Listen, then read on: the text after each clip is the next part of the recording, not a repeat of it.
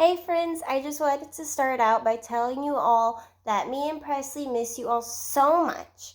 And while you're out of school, I ask that you continue to practice your sight words and use the educational sites that I posted on Class Dojo. A lot of those have access to free books to read. And while reading, I want you to think of the puzzle piece connections you can make with the characters. So if you have a connection with the book and yourself, if there's a connection with the book and another book, or if there's a connection between the book and something else you've seen in the world. I also want you to try to find all of the capital letters at the beginning of the sentence, because every sentence starts with a capital letter. Each day, Presley and I will be sharing a video of us reading a book to you. And so today's book is called Mustache. It's a very silly book, and it was actually my husband's book from when he was a kid, and it makes me laugh, so I hope it makes you laugh too. So we'll start out. This is our front cover, our spine, and our back cover. Our author is Margie Palatini, and the illustrator is Henry Cole. Mustache. This is our title page.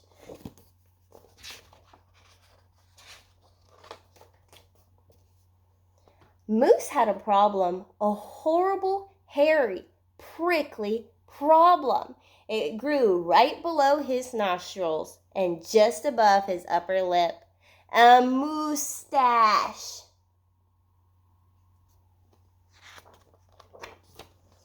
Now, not a few spare hairs or shy little stubble. No mere weak, wandering whiskers on the upper lip of this moose.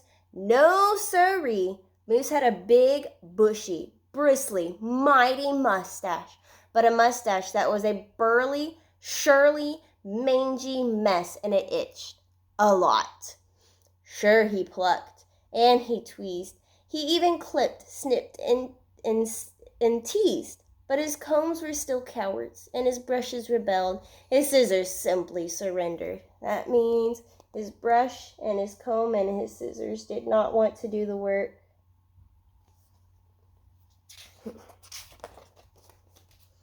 Moose was in a frizzy tizzy. The mustache was completely crimping his style. He was a great hoofer, but he could barely bop and hip-hop with the mustache going flip-flop. I hear some rhyming words in here. I wonder if you can hear them too. He was a wonderful chef. That means he could cook food. But he simply could not flambe his souffle with all of those whiskers in the way. And he was a daring skier, but how could he downhill race with the mighty mustache blowing in his face? Moose had to do something, and soon. But what?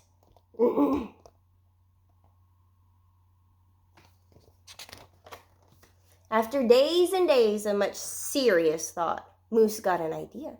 He crossed some hair here, he crossed some hair there, and he tied his mustache around his neck. The moose scarf seemed to be the ideal answer to his problem. It was so simple, so easy, so perfectly perfect.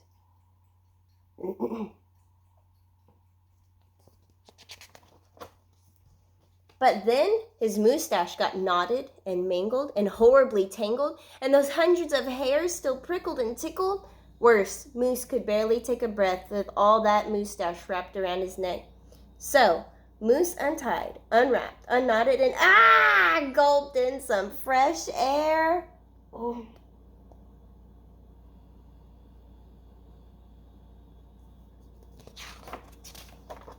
He got another idea. He parted some hair this way, he parted some hair that way, and he heaped all that mustache on top of his head. Mustachioed antlers seemed to be the ideal answer to his problem. It was so simple, so easy, so perfectly perfect, until a squadron, that means a whole bunch, of squirrels and one very nosy gopher moved right into the Moose Motel. They huddled in, hoarded, furrowed in, burrowed in. Needless to say, it became quite crowded up there on Moose's head, and heavy and messy. How do you think the moose is feeling right now? Just look at his face. How do you think he's feeling with all those animals on his head? And very, very noisy, so the squirrels are still in his hair.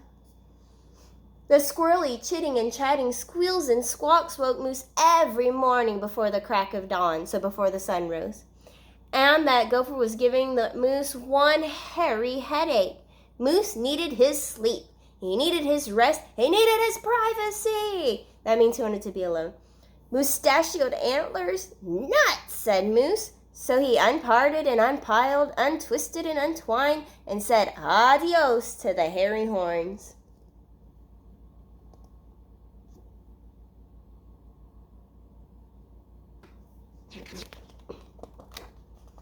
But now what?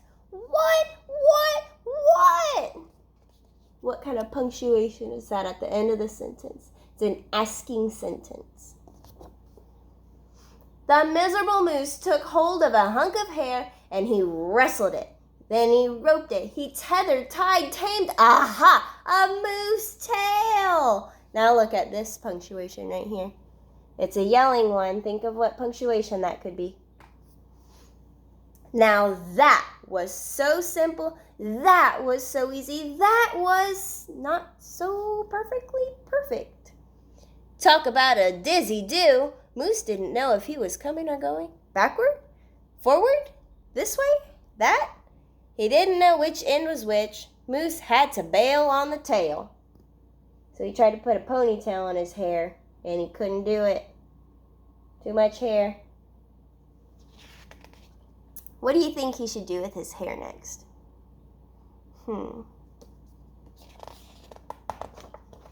And so he thought, and thought, and thought some more, but no other idea was a worthy winner. Braids were a bother. A moustache sweater? Too sweltering, too hot. Net? Not! Poor Moose, his problem was truly terrible, unbearable, just downright sad.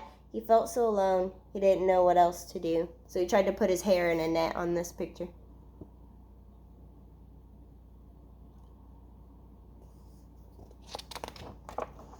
Then, call it fate, call it destiny.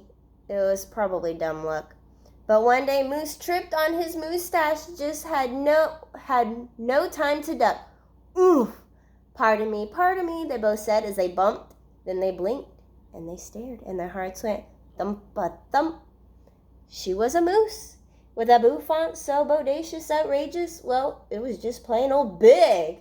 Hair after hair piled higher than high, a skyscraping dew of glorious curls, a tower of swirling twists and twirls.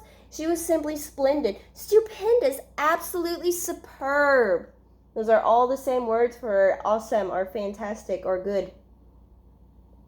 So if his heart is thumping, and look at how he's looking at her, how do you think he's feeling now that he's met her?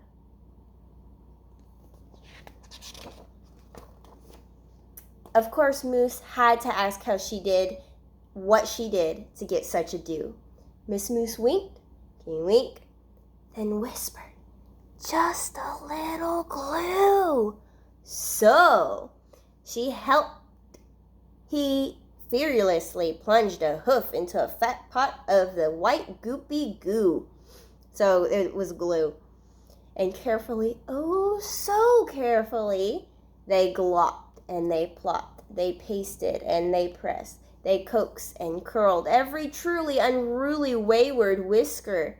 Around and around they tweaked and twirled those horrible hairs until Moose's once mangy mess was now a wondrous winding wave of marvelous moustache. Moose gazed in the mirror and smiled a broad, so a big, moosey smile. He was so happy, so glad, just giddy with glee. He looked dashing and handsome. Moose gushed, is that really me? Once you get your biggest smile like Moose. So how do you think he's feeling now that she finally fixed his hair?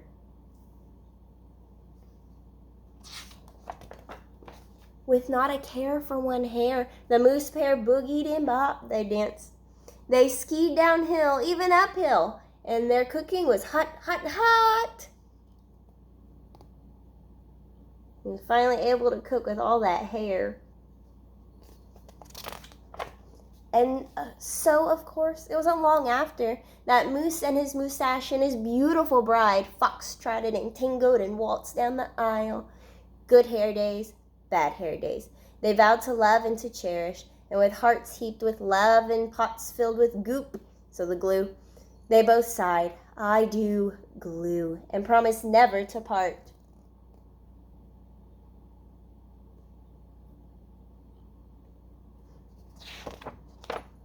It was so simple, so easy, so perfectly perfect, and it stuck. So look, they got married and they had little babies, and there's their family with their goofy hair. So I think that's a funny and a cute story too. I want you now to all think of the characters. So who was in the story? The setting, where the characters were in the story, the problem, what was wrong in the story, and the solution, how the problem was solved or fixed. And then a fun activity you can try to do yourself is I want you to draw yourself with a crazy hairdo, just like our moose with his mustache and his wife with her crazy hair. And I want you to label at least 3 things in the picture. So that means you have to add all this detail, the good stuff. And I want you to label that picture. All right? So I'm looking forward to our next story for tomorrow. And again, I miss you guys so much. Don't forget to do your sight words and reading, and work on your hundreds charts that have been sent home too. All right? So bye, guys.